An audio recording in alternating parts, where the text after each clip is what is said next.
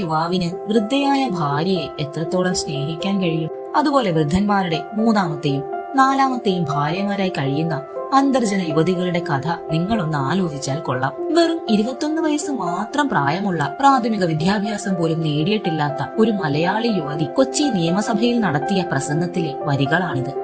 ആ ഉജ്ജ്വല പ്രസംഗത്തിന്റെ ഉടമ മറക്കാൻ പാടില്ലാത്ത പെണ്ണുങ്ങളിൽ ഞങ്ങൾ അവതരിപ്പിക്കുന്ന ആദ്യത്തെ പെണ്ണ് പാർവതി നെന്മേനിമംഗലം. നമ്പൂതിരിമാരുടെ ഇടയിലെ പ്രധാന പരിപാടി ആയിരുന്നല്ലോ സംബന്ധം. അത് പ്രകാരം ഒരു പുരുഷൻ ഒന്നിലധികം വിവാഹം കഴിച്ചിരുന്നു. ഇത് നിർത്തലാക്കാൻ കൊച്ചി രാജ്യത്ത് നിയമസഭയിൽ ബില്ല് അവതരിപ്പിച്ചപ്പോൾ അവിടേക്ക് ക്ഷണിതാവായെത്തിയ പാർവതി നെന്മേനിമംഗലം ഒരു പ്രസംഗം നടത്തി. അതിലെ വരികളാണ് നിങ്ങൾ ആദ്യം കേട്ടത്. തീർന്നില്ല.